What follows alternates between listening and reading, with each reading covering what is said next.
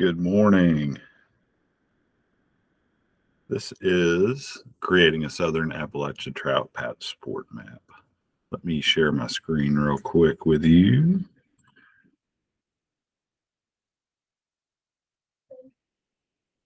All right. Putting the link to this presentation. This presentation tells the story of what was originally requested, the responses received, and how it led to the creation of the Trout Streams GIS tool. We hope that this presentation will inspire more work toward a unified understanding and collaboration between state and federal agencies. That includes biologists, foresters, fish and wildlife professionals, outdoor enthusiasts in general, and anyone who has a passion to work together. So I'm going to go through this real quick. Hopefully this should be about 15 minutes. And I just want to kick off by saying this is not just a trout stream presentation. This is trout don't live in ugly places. So this is for the enjoyment of anyone who would utilize this tool to the benefit.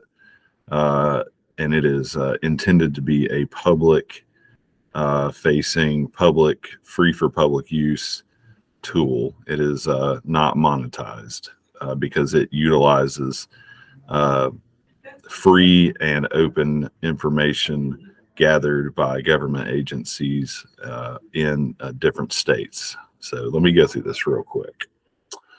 Let me pull up.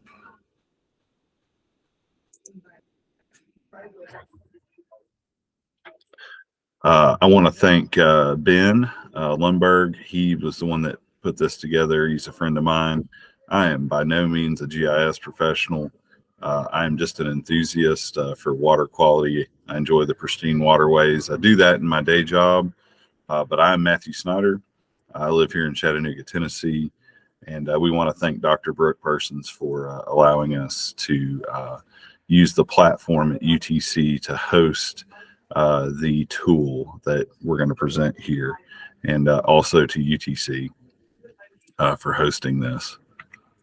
All right, so connections to East Tennessee and to water. Well, not just East Tennessee, but the Southern Appalachian region. It's unique. The Appalachian Trail runs the spine of this project, and you've got some state highways that run what I call the Front Range. That's what you would call it if it were the Rocky Mountains, but you've got 321 that runs the entire length from north to south, actually northeast to southwest.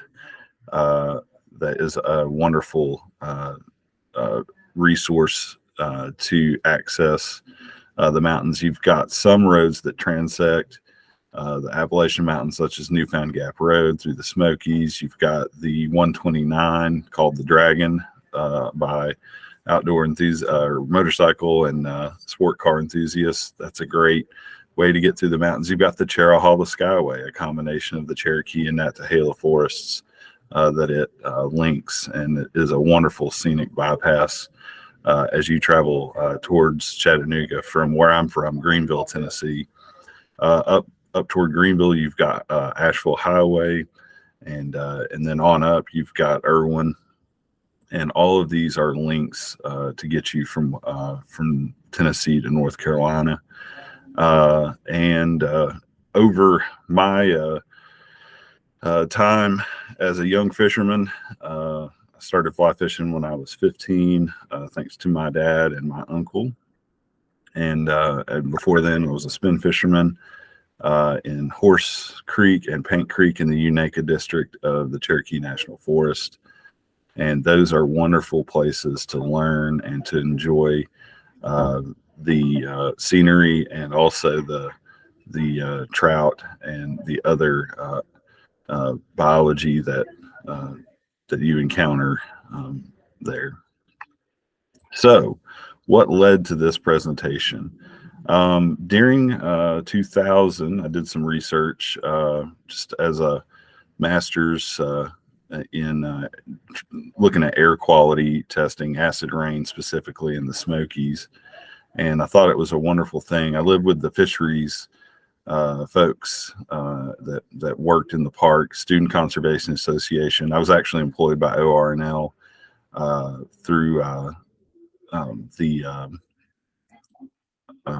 acid rain testing for dry deposition, and lived at Sugarland Visitor Center, lived with the fisheries folks, and I got to know, actually lived with an entomologist as well, and got to know the park and all of the miles and miles of streams very well.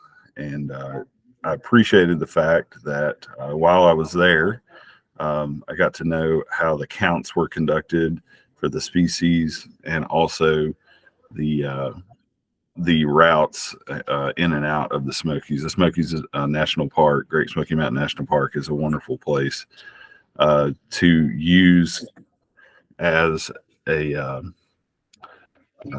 example for this. So in the Smokies, North Carolina and Tennessee, you only need one license, and that's kind of what led me to this idea after moving to Chattanooga.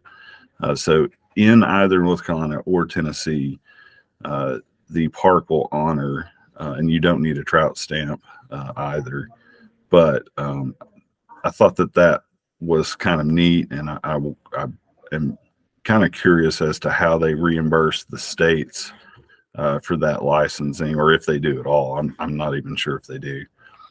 So in Chattanooga, you actually, if you would like to fly fish, it's a little bit of a drive, but not bad. I'm used to in Greenville. I was 15 minutes away from the state line, so kind of grew up spoiled when it came to this. And then after living in Knoxville and attending UT for 2 undergraduate degrees in civil engineering and urban planning in 2004 and 2011, and then it was a little bit of a drive to get to where the trout live above a certain elevation, and then also temperature of the creeks. But still, you purchase one license a year, and then after accepting a career and been here for the last dozen years, been checking out some of the local places that are best for fly fishing within an hour's drive, as you can see here. Now, within an hour's drive, you can be in Georgia, North Carolina, and Tennessee. And so you've got to buy 3 licenses. And you can see the totals there for those licenses, total about $194 a year. That's not purchasing, of course, the Sportsman or the Lifetime. That's just for someone that's, going to fish more than once. And that does not include your day rates for such as Tellico, Citico Creek, that also requires a day fishing license as well. So it can be a little daunting to determine, especially when you go to the resources for each one of these states. You may be in one area and hit a border and there's no more information. So what should we do to quell this? Well, I thought maybe I'd reach out to each one of those wildlife resource agencies in each one of the states and ask them if they'd be willing to model a license after the Smokies.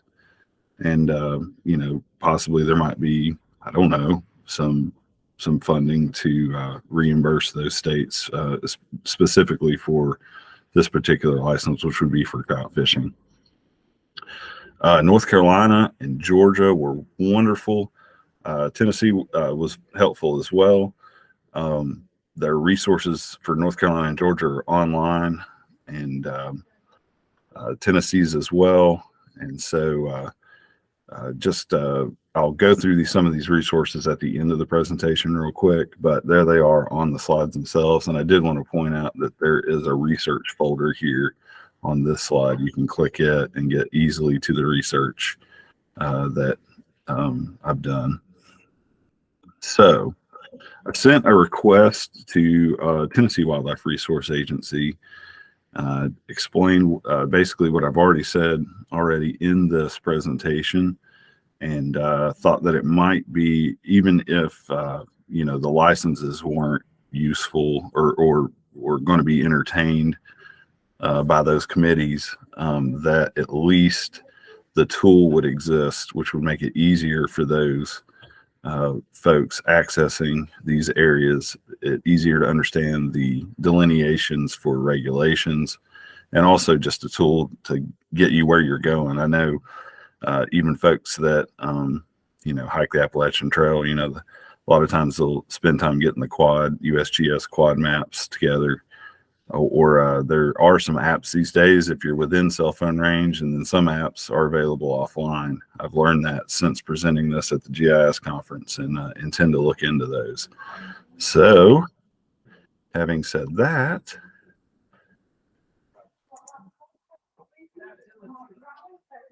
all right, so the mapping request for Southern Appalachia, I did develop a purpose and needs statement in case there is money available for reimbursement. I know that there's some federal grants out there through the U.S. Fish and Wildlife Service, as well as other public agencies.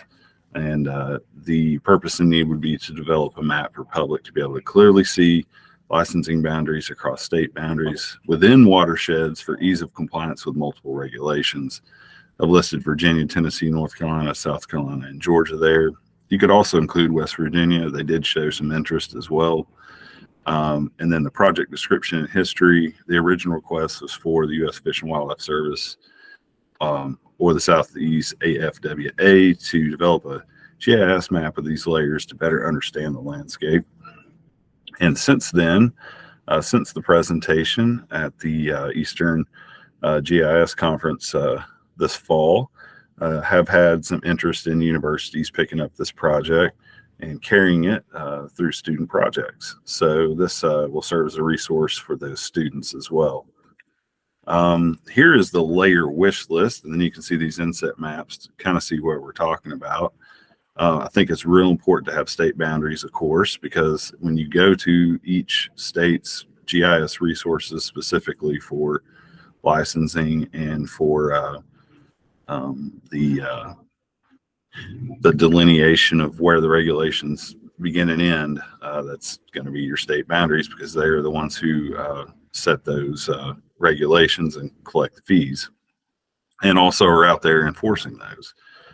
Found through years of fishing now, 2 decades or more, possibly 3 if you really count it, but 2 definitely, that a lot of times when you're on a stream, there is no demarcation that the regulations have changed. And when approached by your friendly ranger, they'll ask for your license, and it is upon you to be knowledgeable and to produce the correct fishing license that's required.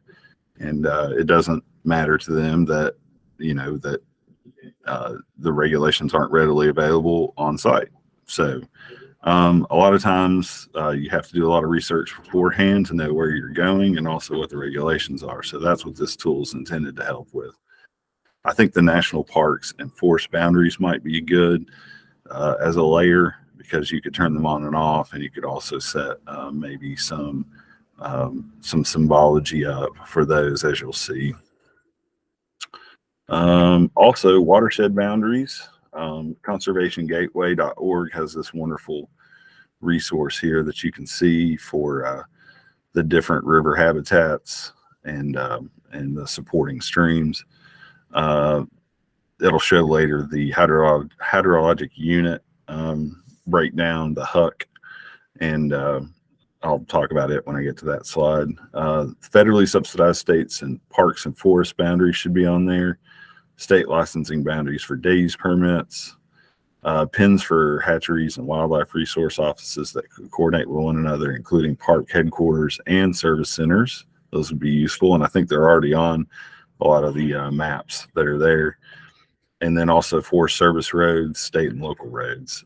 Those aren't on any web service that I've seen, but they are on the maps, and they are on the paper maps that you can purchase as well. And I know that they have seasonal opening and closing dates, which are useful to know. Links to licensing data, annual reports, and statistics would be useful, maybe in the table data. And then delayed harvest boundaries with a date. Georgia does a great job at this. Some North Carolina streams do as well. Tennessee, not so much. You're left to your own devices to read through in verbiage. It is on the website, but it's not in map form. And then the offline capabilities for the app to function and show your location, possibly with geofencing, so that you know when you're crossing boundaries and you have any regulation. That's the wish list. So we did write TWRA, and TRA responded that their staff is basically assigned with tasks from the various agencies, other agencies besides TWRA, and are very busy. And I understand this, and I appreciate them responding. And you can see here the Director of Communications has responded, and I appreciate them responding. And I understand the limited resources that are there. And we hope to possibly put this together with open source data and reach out to them for that open source data. It is public data. It is accessible through public records requests or by reaching out directly to the departments. The National Forest Service also is very useful.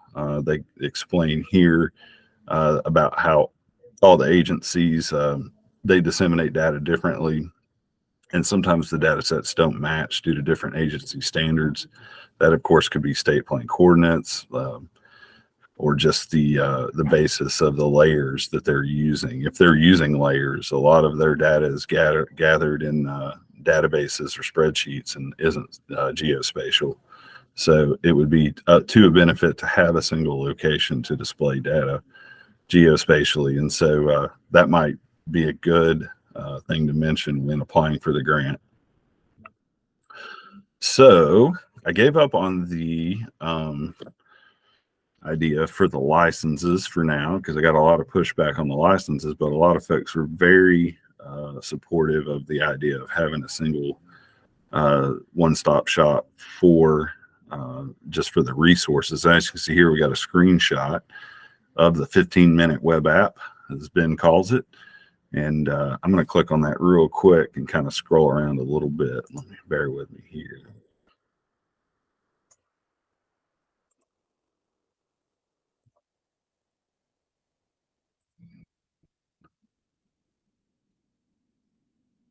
So this is the desktop version. There's also the mobile version. If you're on a mobile device, I'm on a desktop. Somebody use the desktop version. You've got the toolbars here. There's the symbology is by state because it is pulling from REST services in each state. And then you have a list of creeks that looks like here for Georgia. I'm going to maximize real quick on the map itself. And I'm going to scroll in kind of where I am, where my explanation started in the tri-state region here. You've got North Carolina, Tennessee, Georgia. As you can see, Georgia has got a lot more of their streams delineated. North Carolina as well. It seems that Georgia does it through the state, whereas North Carolina does it by county when I reached out to them. And then you see in Tennessee, you've got a couple of streams here, but really void of the type of detail that the other two states have. And they may have that data, they just don't provide it to the public. So as you zoom in, most of this data is queryable. You can click it. We got the county boundary. Here we go. So if you click a stream, it'll tell you what stream it is, what county it is, and then what species of trout are there. Yeah, brown and rainbow as it sees here. But once you cross the state boundary, you may have a different type of table data. So I think it's totally fine that those are different and all very useful. Tells you some some additional information in North Carolina that you don't get in Tennessee here.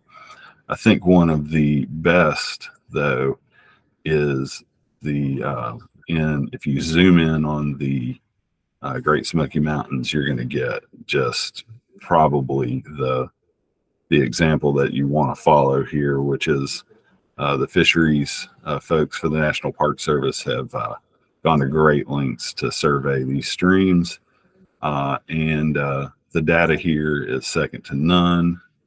Let me see here. So got a little bit of Deep Creek there, and tells you the stream length and then also what species of trout here. There's a handy dandy map that you can pick up at the Sugarland or Smokemont Visitor Center that has all this data on it in paper form. So when you go and visit the park, be sure and pick that up. And the TWRA also has a fantastic map that has this data on it for the Unaka district of Cherokee National Forest and the southern portion of Cherokee as well. It seems a little dated on the info, but we'll take what we can get.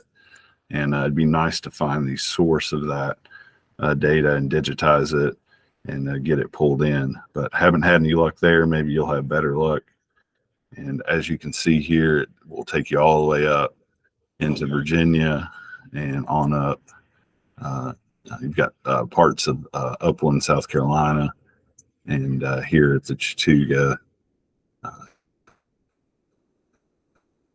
And just a wonderful resource. Let me click back over to the presentation.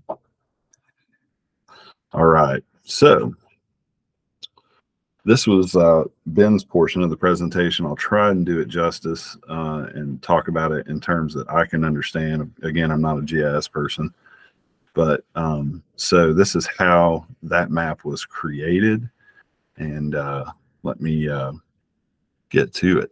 So what it does is it consumes publicly available data. The ArcGIS REST services directory for state and federal hosted services are the Georgia DNR, the North Carolina WRD, South Carolina NDR, TWRA, Virginia DWR, the National Park Service, USGS, and the U.S. Fish and Wildlife Service. So those are all independent services that you'll have to search and find the REST services for. And you can do that by querying the actual layers in the map if you like. This is how it was done. Service directory tool using the inspector tool on the web browser. And you see the code here. This might be more to our GIS folks. I'm trying to learn this myself. And then, as we've already said, it's a publicly hosted web map. There's 30 plus hosted layers in the map, and it's using the default symbology, and it's using default pop-up menu as well. And that just talks about the symbology and the legend there. And then in summary, what we're trying to achieve is reach out to government at each one of these at all levels, whether it's state, local, federal, and ask them for more help. We'd like to do a public-private partnership or cooperation to achieve this. And we'd like to get involved locally. We know that there are commissions for the wildlife resource agencies. I don't believe they talk to each other that much. I know they do in instances where there are emergencies. And the hatcheries folks are wonderful resources for this. And I know they help each other out quite a bit. Example would be the Davidson River. When they had the flood and the washout, they were helped out, I believe, by Irwin, and maybe even as far away as the hatchery in Middle Tennessee to reestablish what they had lost. And I know they help each other, and boundaries don't mean much when there's an emergency, and we help each other through mutual aid and also through the federal relief. And I feel like we could do that here in this case as well to help each other out. And also help the public with clarity. We need to share data and knowledge, and we need help. We need a student project, which I hope this leads to, and I've got some good returns on that info from UTC and UT Knoxville. So we appreciate you. I think one good idea would be to just add the base hydrologic unit layers, maybe a Huck 10 or a Huck 12, or maybe even larger, and just have that where these agencies have it hosted by maybe the feds, and have it where the states could add their data to this layer. And that way we've got a resource, a federal resource that all of the state agencies contribute to. I think that would be a good idea. They've probably got the data. They just kind of struggle with the amount of staff and resources to host that data to the public easily. So that would be one way that the Fed, the U.S. Fish and Wildlife Service, or somebody else could help out. Special thank you to all the folks that did respond. I can't say thank you enough for the help. This is just a hobby, and it's been eye-opening and inspiring to hear all of your all's input. And I hope that this goes forth, and I hope that the students have the same experience I have had. And then if you have any questions, this is how to get a hold of me. And I really appreciate your time and attention today. So some of the resources, let me scroll back up here real quick. All of the information is contained in this research folder here, and we've got the GIS data itself. That is, of course, the data is live linked, so the layers and everything haven't been downloaded to this folder. It's just the research on how I found these. I know Ben did a lot of that as well, so not all of the information is in this folder. Some of it was done by him, and same for the map research in the U.S. Fish and Wildlife Service. All right, let me wrap this up. I do appreciate your help, and if I can be of any help at any time, please reach out to me via email, and good luck with your projects. Thank you.